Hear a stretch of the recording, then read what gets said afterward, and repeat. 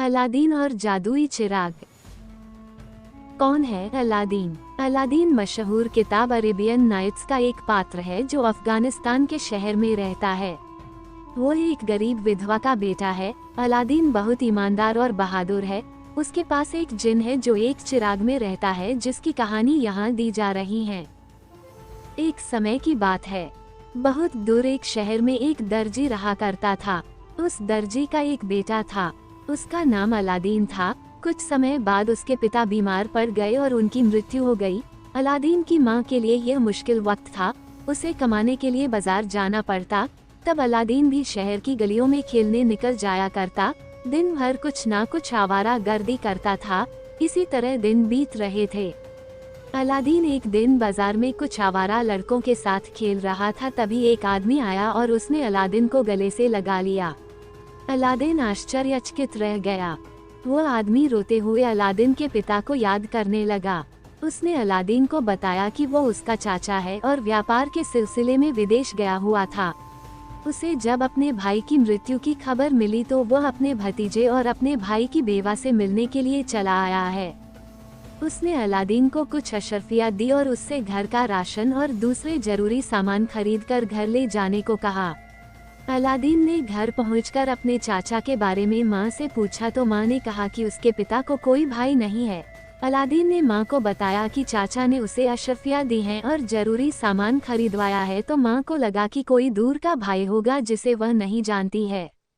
अगले दिन वो व्यक्ति अलादीन के घर आया और ढेर सारे उपहार लाया और अपनी भाभी से भाई के मृत्यु का शोक जताया। अलादीन की माँ को भी यकीन हो गया कि वो जरूरत उसके पति का भाई है। इस तरह अलादीन का चाचा उसके घर पर रहने लगा और परिवार का सारा खर्च उठाने लगा। अलादीन और उसकी माँ को विश्वास हो गया कि यह आदमी उनका रिश्तेदार ही है। एक शाम जब अलादीन अपने चाचा के साथ बाजार घूम रहा था तो उसके चाचा ने कहा कि वह शहर में रहते रहते उब गया है और कुछ समय के लिए पास के जंगल में जाना चाहता है और अलादीन को भी उसके साथ चलना होगा। अलादीन अपने चाचा के साथ चलने के लिए राजी हो जाता है। जंगल में एक जगह उसका चाचा पहुंचकर रुक जाता है और हाथ में लाल पाउडर लेकर मंत्र पढ़कर हवा में उछालता है। ऐसा करते ही एक धमाका होता है और जमीन में एक सुरंग का दरवाजा खुल जाता है। ये देखकर अलादीन डर के मारे भागने लगता है तो उसका चाचा उसे रोक लेता है और उसे कहता है कि अगर उसे अमीर बनना है तो यह एक सुनहरा मौका है। उसे सुरंग के भीतर जाना होगा और वहां बने खानकाह में एक जलते हुए चिराग को बुझाकर बाहर लाना होगा। अंदर बेशकीमती जवाहरात भी हैं। अलादीन चाहे तो उसमें से कुछ रख सकता है, जिससे उसकी गरीबी दूर हो जाएगी। अलादीन अपने चाचा की बात मान जाता है और सुरंग के अंदर उतर गया। अंदर एक बहुत ही सुंदर बगीचा था और सुनहरा प्रकाश फैला हुआ था। दूध की नदी बह रही थी और पेड़ रसीले फलों से लदे हुए थे। चारों तरफ हीरे जवाहरात रास्तों में कंकड़ की तरह फैले हुए थे। अलादीन ने कुछ हीरे उठाकर जेब में रख लिए। अलादीन टहलते हुए एक जगह पहुंचा जहां एक चिराग जल रहा था। अलादीन ने चिराग को बुझाकर अपनी जेब में रखा तो जमीन हिलने लगी। अलादीन तेजी से सुरंग के दरवाजे की ओर भागा तो देखा कि दरवाजा धीरे धीरे बंद हो रहा है। अलादीन तेजी से दरवाजे की ओर लपका। उसका चाचा दरवाजे के मुहाने पर खड़ा था। अलादीन जैसे ही दरवाजे पर पहुंचा, चाचा ने आवाज लगाई कि अलादीन जल्दी से चिराग मुझे दे दो। अलादीन ने अपना हाथ बढ़ाया और चाचा से खुद को सुरंग से बाहर निकालने को कहा, लेकिन चाचा ने अलादीन से चिराग मांगा। अलादीन को चाचा की नीयत पर शक हुआ तो उसने चाचा से कहा कि अगर वो उसको बाहर नहीं निकालेगा तो वह चिराग भी नहीं देगा। इस जद्दोजहद में दरवाजा बंद हो गया और अलादीन गुफा में कैद हो गया। अलादीन अंदर बंद होने के बाद बहुत पछताया कि आखिर उसने एक अजनबी पर विश्वास क्यों किया। दरअसल अलादीन का नकली चाचा बनने वाला इंसान अफ्रीका का एक जादूगर था, जिसे अलादीन के शहर के नजदीक जंगल में छुपे एक जादुई चिराग का नक्शा मिल गया था। लेकिन इस चिराग के साथ शर्त ये थी कि उसे कोई इसी शहर का आदमी ही सुरंग से बाहर निकाल सकता है। इस काम के लिए उसने अलादीन को चुना, क्योंकि चिराग लेने के बाद वह अलादीन को उसी सुरंग में कैद करके मार देना चाहता था। अलादीन का एक बूढ़ी माँ के सिवा कोई नहीं था, इसलिए उसका कुछ बिगड़ने वाला नहीं था। अलादीन अब इस सुरंग में कैद हो गया था। उसे भूख लगती तो फल खा लेता और प्यास लगती तो नदी से दूध पी लेता। आखिर में उसने फैसला किया कि वह इस गुफा में दूसरा रास्ता खोजने का प्रयास करेगा। इसके लिए वह उन रास्तों पर चला गया जहां अंधेरा था। अंधेरे के कारण उसे ठोकर लगी और वह गिर गया। ऐसा होते ही एक धुआं उठा और एक जिन सामने आया और पूछा कि क्या हुक्म है मेरे आका। डरे हुए अलादीन ने जिन को कहा कि मुझे इस सुरंग से बाहर निकालो। पलक झपकते ही अलादीन सुरंग से बाहर उसी जगह खड़ा था जहां उसके नकली चाचा ने उसे छोड़ा था। अलादीन जैसे तैसे घर पहुंचा तो पाया कि उसके बिना उसकी मां का हाल बुरा था। अलादीन के जेब में अभी भी चिराग पड़ा हुआ था। उसने चिराग को बाहर निकाला और मां को बोला कि उसे यह चिराग मिला है, इसे बाजार में बेचकर कुछ पैसे मिल जाएंगे, लेकिन बेचने से पहले इसे रगड़कर साफ कर लेते हैं। जैसे ही अलादीन ने चिराग को रगड़ा वही जिन फिर सामने आया और बोला क्या हुक्म है मेरे आका। अलादीन की मां उस जिन को देखकर बेहोश हो गई।